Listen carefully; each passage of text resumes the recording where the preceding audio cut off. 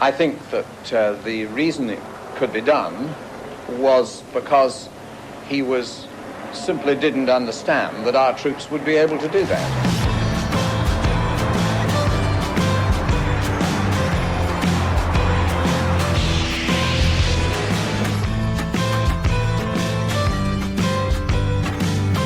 We detected a submarine and it fired torpedoes at us.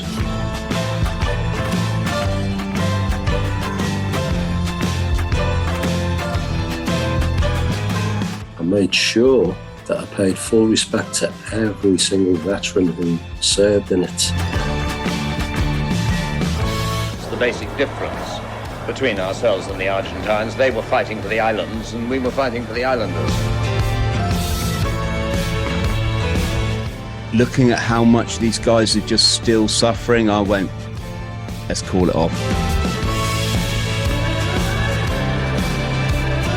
Nothing could be more humiliating for him and his junta than the arrival of 10,000 men without victory, without their guns, without even their bootlaces.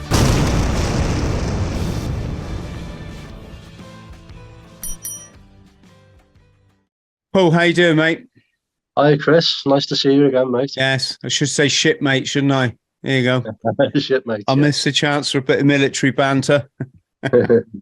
So, Paul, you came on the podcast before to talk about your incredible book, Return to Bomb Alley. Feel free to give it a flash up. But we're not here to talk about that today, although we will, friends, put a link for Paul's book below and a link for the podcast we did.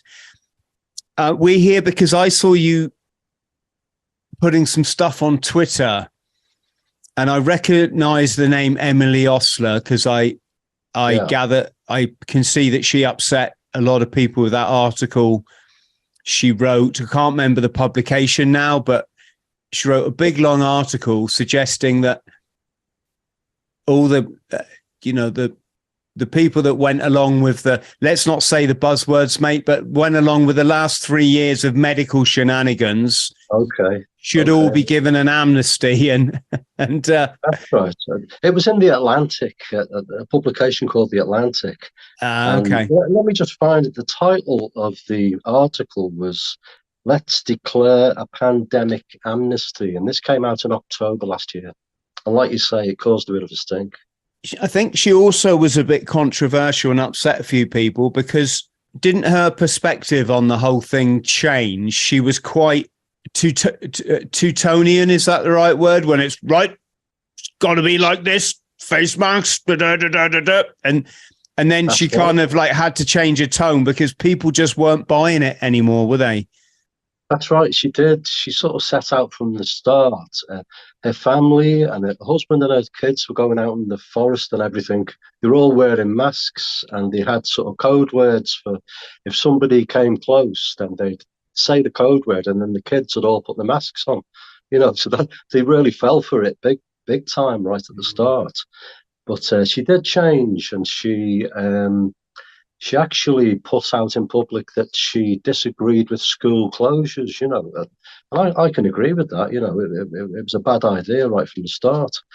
But she really let herself down with this October 2022 article. I mean, I could go into some of her background if you like, just to set this up. I do my best not to attack other people. Yeah, because we're going to come on and talk about this. About you also put, I saw you put a post in a veterans group the other day because I saw that you put a tweet out about it, and it's that thing, isn't it, that when we project onto others, we're basically saying that we're damaged individuals that haven't got over our childhood trauma. So, friends at home, we're not having a go at anyone here. It's just the topic for a podcast. This article did upset people. The question there is, should there be an amnesty for all the people that went along with the last 3 years of what was essentially authoritarianism, totalitarianism, and also fascism, because it brought in businesses as like state agencies. Suddenly the BBC, right, who's a company, started telling people like what they had to do. Right, you've got to get down to your healthcare and you've got to do this 3 times. Then you've got to have like 6 of the, and it's like, hang on, you're just a TV channel. And then, of course, the public apparatus, as in the National Health Service, they went along with what the corporate pharmaceutical companies told them.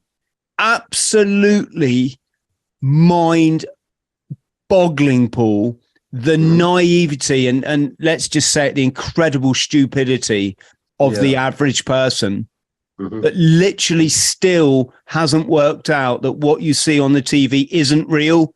The news is not real. Right? And there's some very clever people falling for this. Emily Oster is one of them. Well, doesn't it show you that intelligence at you can't learn it in university, can you? Exactly. But you can get a massive dose of the old brainwashing. Now, what I wanted to say is there's a fascinating philosophical debate here, isn't there? That for a start, if you're going to have an amnesty, like where's the cutoff? Because does that mean that all the teachers at the kids' schools have to go to Nuremberg? Because let's be honest, they all went. They're still putting the hand gel on the kids, right? Yeah. Just the mind boggles. Putting alcohol plus all the other toxic chemicals that are in those gels onto the infant hands. It's going straight through the children's skin into their bloodstream. Yeah. And these people are supposed to be educators, Paul. That's right. This is the level of the indoctrination and the brainwashing that this thing has had. So do we drag all them to Nuremberg? Or is it for just like the Faucis and the big pharma criminals? That would be one sort of thing. And the other thing is, I think people are angry because they fell for it and they went along with it. I'm not angry with anyone. I didn't do the lockdown thing. I went out when I wanted, met whom I wanted. I was the same. I don't wear a certain thing on my face because the research I done tells you don't get sick from other people. It's far more likely to be diet related or an agent in the environment. And I love all people, so I don't feel bitter. Because if I did, it would be a projection of where I am in life. And before people go, oh, what, you're just going to let them all get off? It's not about that. It's that I don't give them agency, Paul. Everyone at the moment is giving these... Don't talk about Fauci. He's just a criminal for the New World Order. If you don't believe it, he's the same person that pushed a certain hoax that started late 70s, 80s, anyone my age, the icebergs, another massive fraud perpetrated on the people. You create your own reality, Paul. Yeah. So I never went along with any of this. I was born perfect, so there's no way I'm going to desecrate my beautiful, perfect body with something that a trillionaire pharmaceutical. These people are motivated by greed and evil.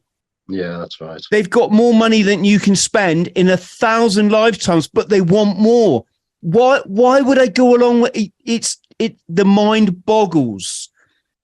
Emily Oster, I've done a bit of research on her, and looking back, I'm not surprised to see her come up with this article, this let's declare a pandemic amnesty.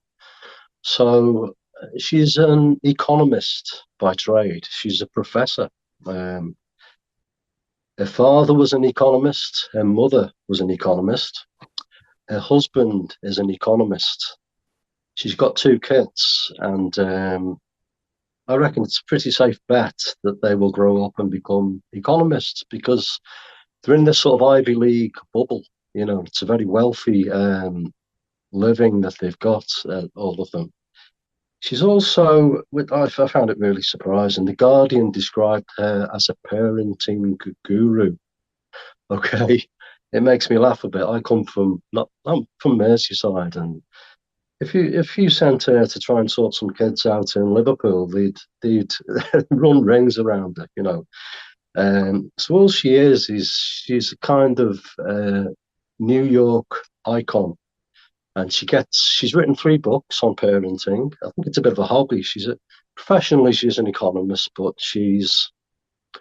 does a bit of parenting literature on the side. She writes these books, and they're selling like 120,000 copies. Some of these books. But that's thanks to Rupert Murdoch, largely because she gets all their stuff printed in the Wall Street Journal, which is one of his. It's not just the Sun, he's got newspapers all over the world. He's got the Wall Street Journal. So when an article like this appears in the Wall Street Journal, the wine bars in New York, and they're all celebrating because they see it's working. They're getting their information out there.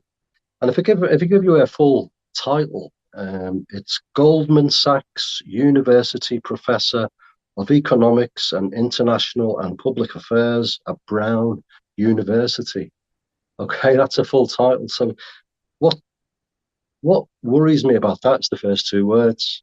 Okay, I take it it's got to be declared Goldman Sachs. Okay, so that's where the funding is coming from for Emily to do her stuff at the university, her economic stuff. I've got no doubt that she's a very professional economist and she's very capable.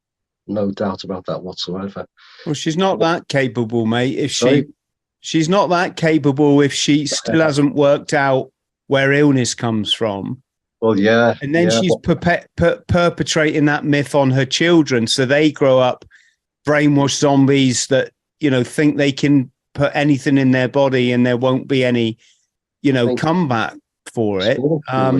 She's completely out of touch. And she's funded by the big club, isn't she? She is. I mean, look, if you look at racing drivers, somebody made the comment once that if you look at racing drivers, they've got the sponsors printed all over them. Why doesn't Emily Oster wear a motorboard with Goldman Sachs emblazoned on it? Because we'd know then where she's coming from, wouldn't we? So, I mean, and this article you were saying before, Chris, let's declare a pandemic amnesty. If you read through the article, it's really vague. It's like an exercise in generalization. She doesn't name anybody. I mean, I haven't got the article in front of me, but she keeps saying some people who were right said this, others who were wrong said this. The people who were putting up a fight said this, and there's nobody mentioned whatsoever. So she doesn't even say who she wants to give an amnesty to. So whether it's teachers down at the bottom or whether it's Fauci up at the top, she doesn't actually state who gets an amnesty. Do you think, Paul? Failing. Do you think, though? I mean, to anyone with half an iota of intellect, this is clearly a damage control exercise. But she's written the piece. Her paymasters are going to publish it, through one of their proxy rags. You and I know most of our viewers watching now are wise to all this. They're wise to the shenanigans and the fact the club owns all the media, all of Hollywood, all the music industry, The general public that my mate refers to as the great unwashed, which always makes me smile. Yeah, I think there's another one, isn't it? The useless eaters. Well, yeah, that one's a bit. I like the great unwashed. Yeah.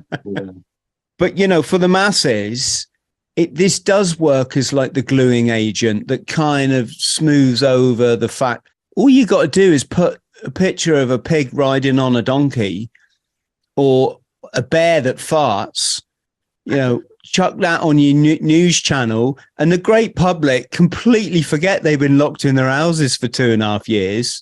They've had one of the most heinous crimes. I'm not going to say what, but folks can work it out, perpetrated upon their beautiful selves. But like I say, chuck in a farting bear and it's all forgotten about. Yeah, you're right. And do you know what she did? What she was very careful to do inside her article was to describe what you've just described as mistakes. They weren't mistakes. It was quite deliberate. It felt very deliberate to me. There were no mistakes whatsoever. Yeah, it it was a orchestrated plan. Mm-hmm. No, by people that let's just say don't think very much of people like you and me, Paul. And it, to a degree, it worked, and to a degree, it backfired. But here's the thing about the big club: they ain't caring that it's backfired a bit. They so many steps ahead of that. Yeah. You know, they'll sacrifice the likes of Pfizer, and they'll just be like, you know, sorry, folks, we're going to write. You know, you're the patsy in this. The public want blood. We'll write you off, and then bada boom. They'll come back in 2 years, 3 years. There'll be something else. The public will just see it on their media. They'll buy into it. Yes. I mean, the medical agenda. I'm careful not to say the words here, folks, just to err on the side of caution. But it's not stopping. Bill Gates hasn't shut his mouth. This weird, gooky computer nerd who stole a computer program and sold it, apparently, talking about Windows, folks. Yeah. Who for some reason has self-appointed himself as the world health guru, despite the damages that we've seen being done in Africa and can I say the gay community, folks, and the drug using community. It's his money. It's his money he's using to buy that power. He did that at the World Health Organization, which is such a threat to everybody now because its budget is about to exceed the US Defense Department, and that's something like $9 billion every year. You know, so it's the WHO is going to get bigger than that very soon. They're funding it all, mate, aren't they? You got the likes of Soros, he's funding like Ukraine, Black Lives Matter. Yes. You got Ihor Kolomoisky that brought Zelensky to power. I mean, it's folks, I'm lost for words. It's and the only reason they succeed is people give them their power. That's right. They go along with it, right? Yeah. They go along with it. The fear does work. The fear works. People feel it in the gut, and as soon as they think, "Oh dear, I could lose my job if I say that," that's it. They've got them. You know, not me. I mean, but most of us are cowed by that, aren't we? You know, we don't want to lose our jobs. Mate, I've been watching. I like a bit of the old Formula One. Yeah. Was my dad used to refer to it like a bunch of rich people burning off the planet's oil needlessly. And do you know what? I wouldn't disagree with him. But anyway. My dad used to call it stinking round and round. That was it. Round and round. Apparently it stinks of vegetable oil if you go to the actual track, which I've never done. Yes. Because apparently the oil that they use for the engines smells like vegetable oil, or it is vegetable oil or something. It's really kind of fine. But what was I going to say? I found it's called Drive to Survive, and it's on Netflix at the moment. And there's five series, you know, of the last 5 years of motor racing. It's very fascinating to see the inside take on these essentially young lads who are multi-millionaires and that can drive a car faster than anyone else on the planet. But the last couple of seasons, they all been wearing the thing, haven't they? Yeah. All of them. Not one person saying, look, screw that. I ain't putting this nonsense on the children. It stops here. Sorry, folks.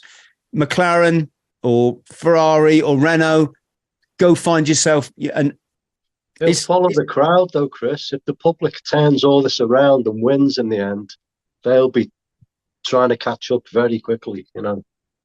It's a difficult. Look, it's a difficult one because I know there'll be people watching now saying, "Well, I had to wear it for work." My answer is like, well, you didn't. Come on, let's be honest. You didn't have to.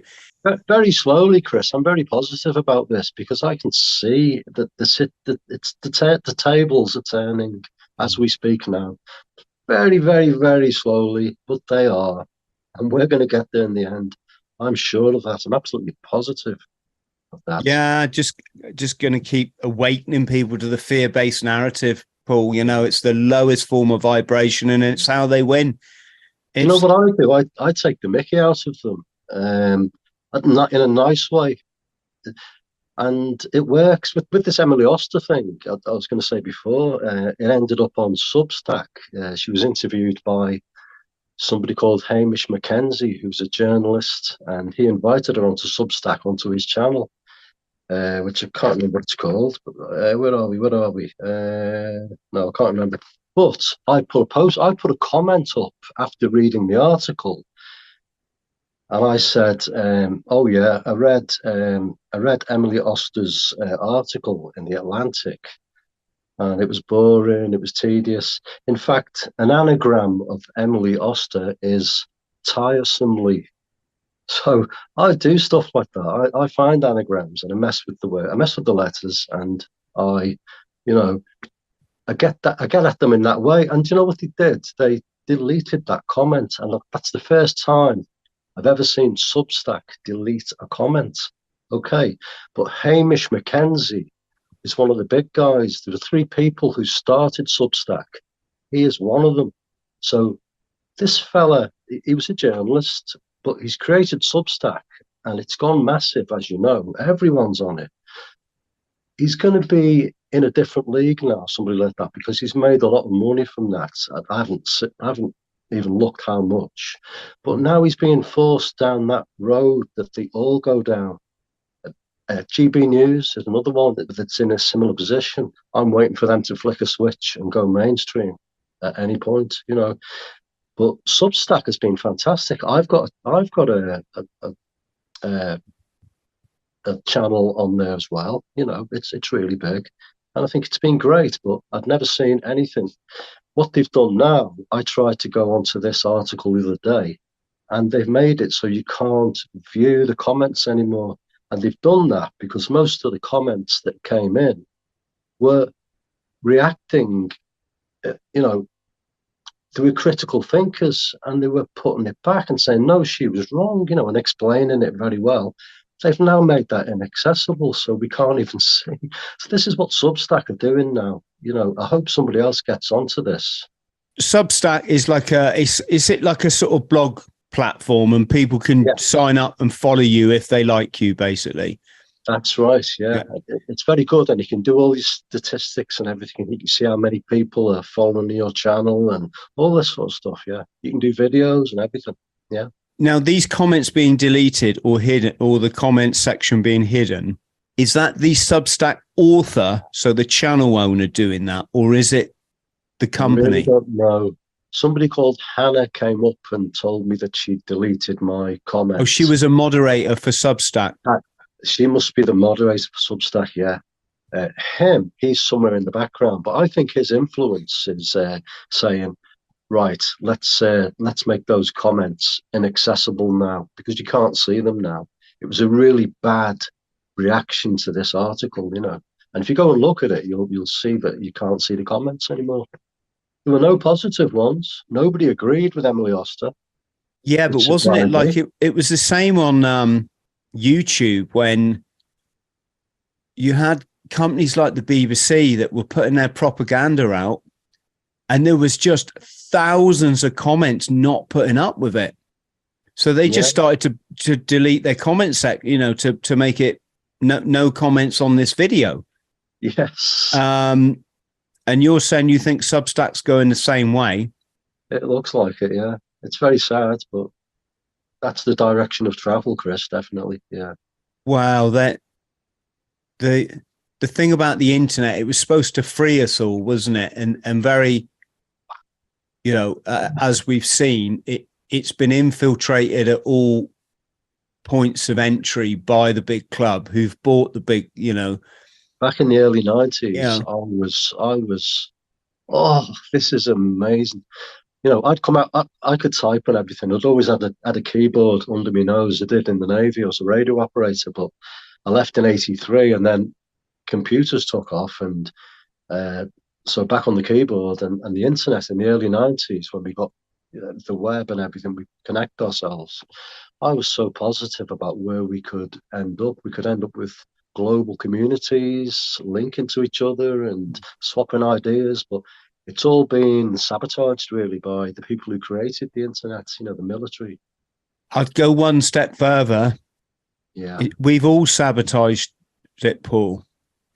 And the reason is the way they control the internet is the same way they control everything. And this is going to bring us on to your next subject, which is your veterans page, where you said, fellas, until you start realizing we're God, we're the universe experiencing itself subjectively, you're going to keep putting these little hate-filled comments and none of us are going to get anywhere, right? The same with that. This is the thing, Paul, about the internet, is that the club understand the spiritual battle. They get it.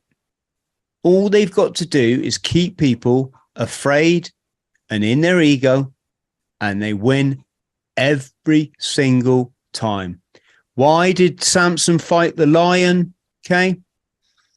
Because lion in scriptural terms is esoterics. It's allegory for ego, right? If you listen Gospel of Thomas, right, it's fascinating stuff. Paul, I love this stuff now. I used to think like the Bible was about religion. Like if you read the Bible, you had to go and get brainwashed by a church, and you had to believe like women could walk on water and men could get pregnant and all this like just mental stuff. What I've come to realize is that no, it's not. It's nothing to do. The churches is like the last thing that Jesus wanted people to build.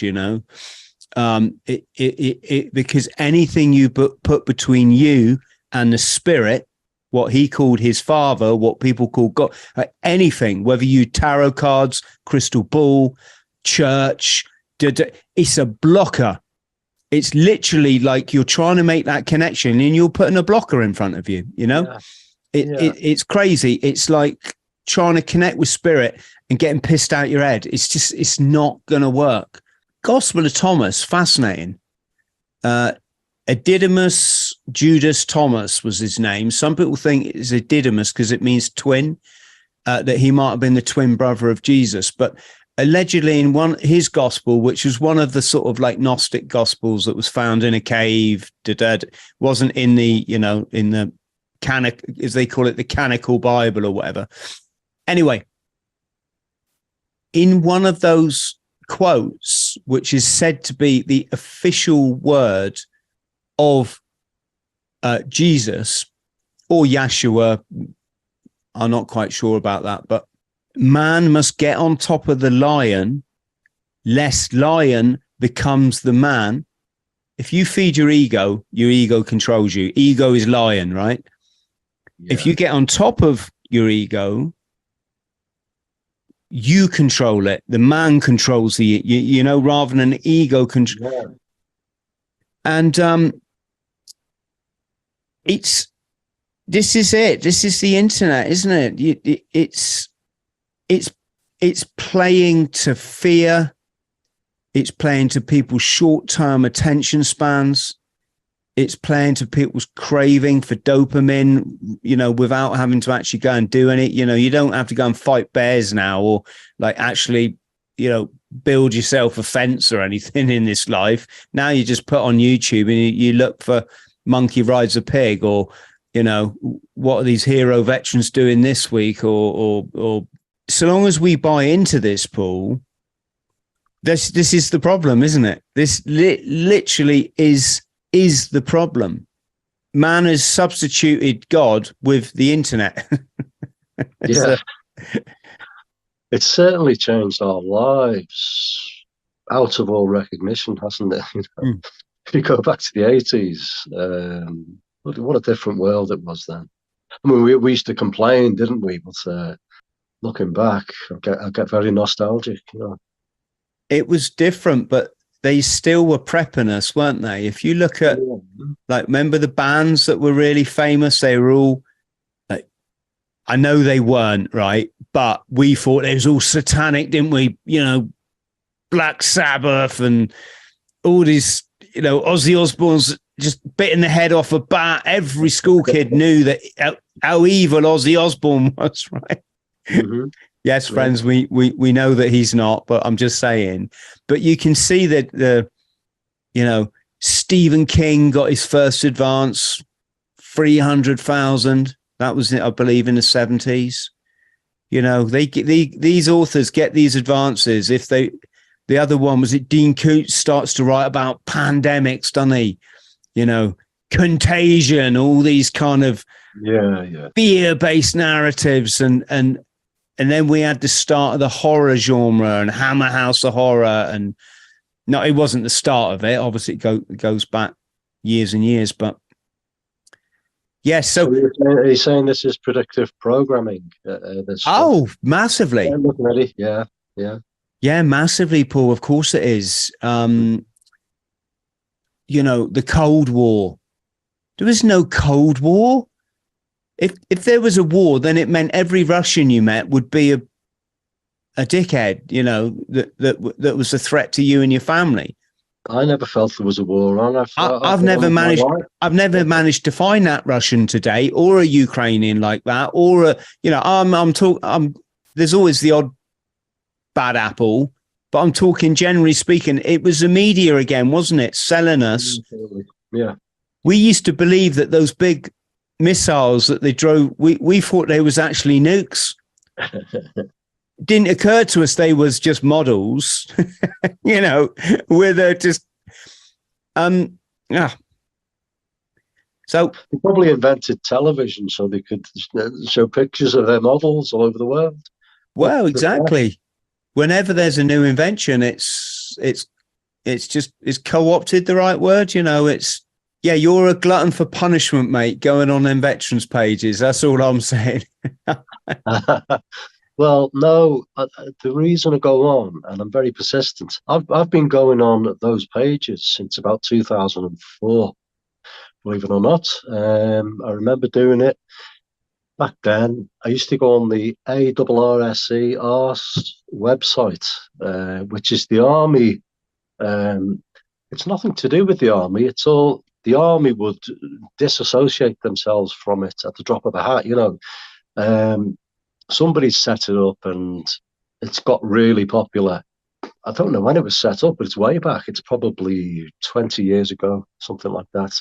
I got in there quite early, and I'm going to give you an exclusive now. I didn't use my real name. My name on there was French person, right?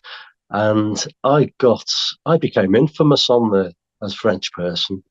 I used to question, why did 2 buildings fall out of the sky in New York? Why did that happen back in the early part of this century? Three. I know, but as time went on, the news came out that a third one, because it took so long for that third building. This is like 2004. It's 3 years later that we eventually find out that a third building had fallen as well. So I was going on and questioning this sort of stuff, and I was getting down the banks, from everybody, almost to a man. They were slagging me off, and I wasn't a masochist or anything. I was going on there, and I was finding that some people would agree with me. So I got a bit of chat going with them, and it was really good. But I've since been banned from there. I got banned a couple of years ago, and they won't let me back. No chance. I'm saying all the wrong things, so I've got no chance. But since then, and what you were referring to, I think, is Navy.net.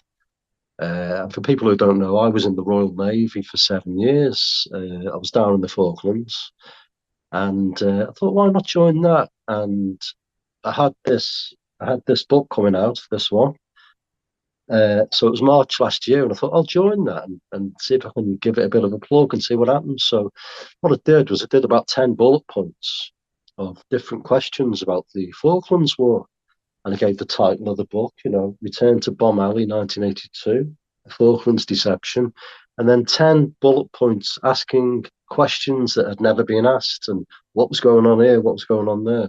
And I listed them all on the Navy.net site. And then straight away, I had people attacking me. And they're very clever the way they've set this up because they are all anonymous. Nobody uses the real name. I'm on there as Falklands vet, but very early on, I put my name up there. I'm Paul Cardin. Here's my book, and so I'm on there as somebody who is identified. And I'm saying to them, well, why don't you identify yourself, at least own your words type of thing? And it'll have a bit more value then, a bit more sort of credence if you own up to what you're saying and put your name by it. And they're coming back and saying, oh, can't do that, PERSEC. And I'm thinking, what's PERSEC? So I run off and I look it up. It's personal security. I think it's a military term. So personal security is a bit of a double-edged sword because it works in one way whereby if you don't use your name, then somebody can't come round to your house and start throwing stones at your windows and I don't know, kidnapping your children or whatever they think might happen. They think so. They're thinking I'm a threat to them. I might come round and do something really bad to them. So they've got a bit of level of paranoia going on there. They think I'm going to do something like that. I'm the last person to do something like that. So, but the other edge, the double-edged sword, the other edge of that is that it protects them in other ways. They can say what the hell they like on there, and they can back each other up. They can make jokes. They can post stupid little memes, and they can have a laugh and all this. And I am the brunt of all that. I get the piss taken out of me. Your book's shit. Why haven't you sent us a copy? I'll say, well, I didn't send you a copy because you slagged it off without even reading it. Why did you do that? Why didn't you read it and then slag it off? So I'm not going to send you a copy of it. I'd be a fool, wouldn't I, have sent you a copy?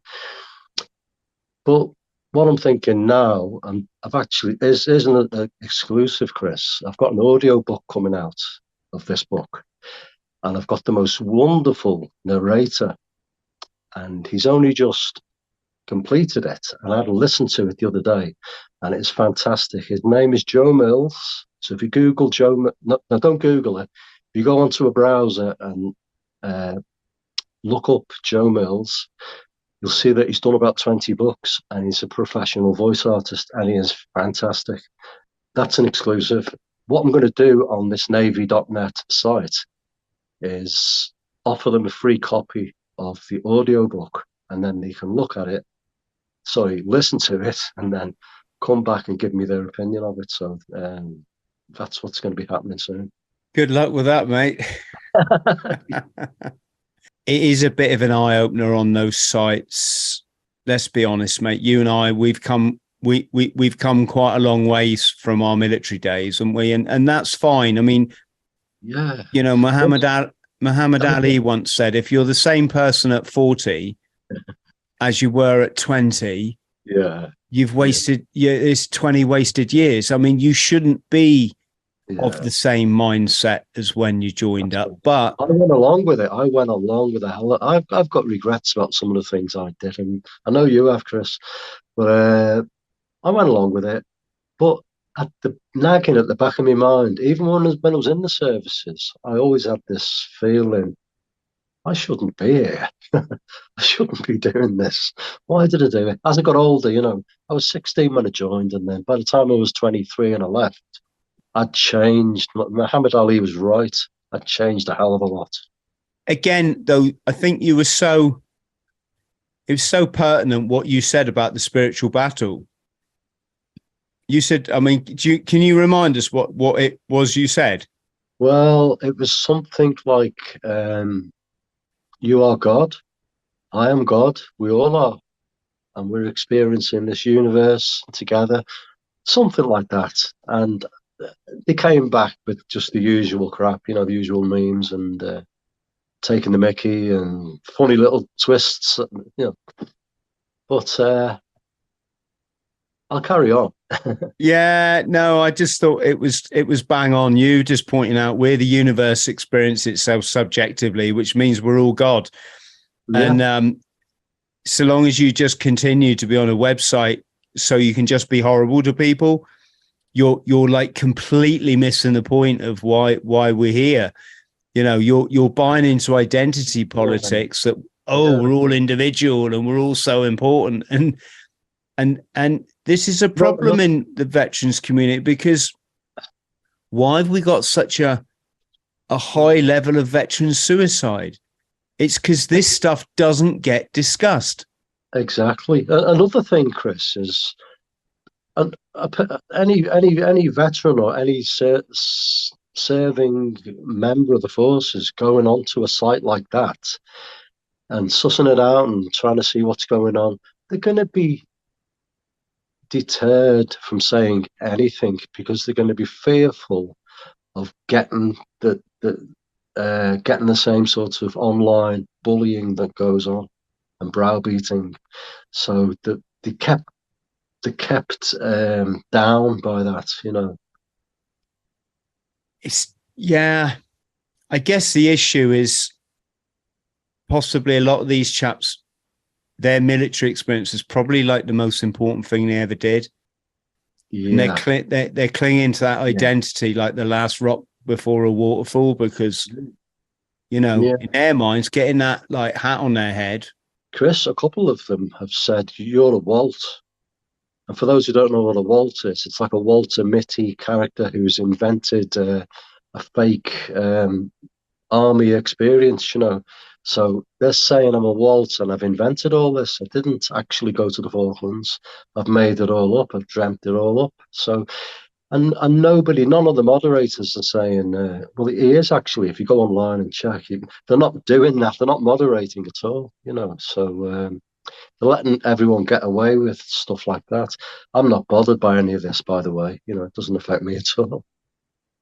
Yeah. Oh, mate, you're going to get, if you got any kind of profile on the internet, especially now you've written a book. Chris, I'm going to link them to this video once it's out so they can go and have a look. Well, it's I think you're too good. You know, it's a lot of negativity there, mate, isn't it? I don't like. I'll personally just stay away from that. Yeah, I know what you're saying exactly, but they're not. I don't think anyone is a lost cause. You know, I think people can have a magic moment where they suddenly realise what they've been doing is stupid as they get older. You know. You know, for anyone listening, you know, I can count my friends on one hand. I think, and I'm proud about that. I think it says a lot about your maturity when you realise who's actually really got your back. I could probably extend it to 10 fingers if I was honest, but on those fingers, there's definitely there's about five Marines that I joined up with. We're talking 35 years ago. Yeah. And I'll tell you what, they are just the epitome of why Royal Marines are massive legends. They are such lovely. And when I say that, I include British veterans as massive legends, but I happen to know Marines, obviously. And they just have that kindness about them. And talk about awake. They know everything about the last 3 years, mate. They know about buildings falling, you know. They know they you could sit down and chat about the Falklands and they would just be all ears, wanting to learn, not trying to shut you up because it didn't fit their, you know, their identity politics. And, you know, they can't go down the pub and give it the Billy Big one because you fucked it up for them, Paul. So, and we should remember this, that there's a few people in there screw it up for all of us, don't they? And the typical British veteran is a very kind and lovely person, generally tend to be quite awake because they look back at the service and they learn from it, and they continue that what do they call it, lifelong learning, isn't it, where you're prepared to learn your whole life, and then naturally when you become an old fart like us, you have a very different perspective on it all. And how wrong is it to not want war for our kids, because you see through it and you see who makes all the money and the profit from it, you know? Yeah. I mean, the Falklands, as much as it's one of the proudest things. Some of my mates, what they did down there, and what the Marines did, and all the forces. But again, you know, I was in the Marines. Mate, just it makes me feel emotional every time I think about it. Yeah. But do I think that it wouldn't have been better to have a peace deal on the table instead of all them boys losing their lives, and a generation of British people traumatized by the images that we were subjected to on the telly, that were brought into our living rooms? My best buddy used to have to watch the news to see if his dad had died that night, right? He used to broadcast the dead after the BBC 6 o'clock news, and his dad led Lima Company into battle, and my mate used to have to sit there, see if his dad's name come up on the screen. Then he'd go and cry to himself in a bath. He'd go and run a bath just to hide from everyone else, so he could have a cry and no one would know. It's we need real warriors, Paul, don't we? That can talk about this stuff, you know, that are not bigging themselves up on what they did 20 years ago or 30 years ago. We need real warriors up at the top as well, instead of these bloody psychopaths. Well, yeah, this is why I fight the spiritual battle, mate, you know? Yeah. Because that is this is how you achieve it. You know, you can only, life is what? Frequency, energy, and vibration. You can only affect that through your mind. Doesn't matter what anyone else says. Revolution ain't going to do it, because if it did, why are we in this shit that we're in? You know, we've seen loads of revolutions over the centuries. If you go and try and take down Downing Street, what you're doing, you're replacing that lot of idiots with another angry lot of egomaniacs. Exactly. You know, you're just going to be back to it's until people realize you got to make a connection, like you said in your comment. You know, it's not until you ditch the ego, ditch the birth certificate identity, and realize, no, your universe experience itself subjectively, that think that the light bulb goes off in your head and you're like, right, yeah, we don't need war, do we? Because that's a bit silly now. It's like me making war on Paul, or Paul making war on me. It's just like, we would never do it, would we? You know, because you're me and I'm you. We're just universe experience itself subjectively. So, friends, can I just say, I invited Paul on the show for a chat, and that's what we've been doing. That's why I've been speaking a lot, because I don't get the chance to have these chats with very many people away from the internet. All the people I know that are awake, Paul, are on the internet. I don't really know that many personally, to be honest, other than my Marine buddies I mentioned. I think I told you in the last video, I go to a stand in the park group, so I'm lucky that I know 50 odd people who are wide awake, you know. Sorry, I have to apologize to my local stand in the park. They're a great bunch of people, and I haven't been for a while because I've been just trying to get the videos out on a Sunday morning, but they are a great bunch of people, and those numbers need to rise in figures, don't they, to show solidarity. Yeah, ours has been rising. We've got a lot of new people lately, so it's going really well. Yeah. Paul, listen, it's been great chatting. Stay on the line so I can thank you properly. But for the purposes of the tape, much love to you and yours, mate, and keep fighting the good fight. Friends at home, links to Paul's book will be below. Grab yourself a copy. If you can, we'll put Paul's Twitter details and the like below as well, so you can give him a follow. If you can like and subscribe to my channel, that would be wonderful. Click the notification bell, and we'll see you soon. Thank you. Cheers, Chris. Welcome, mate.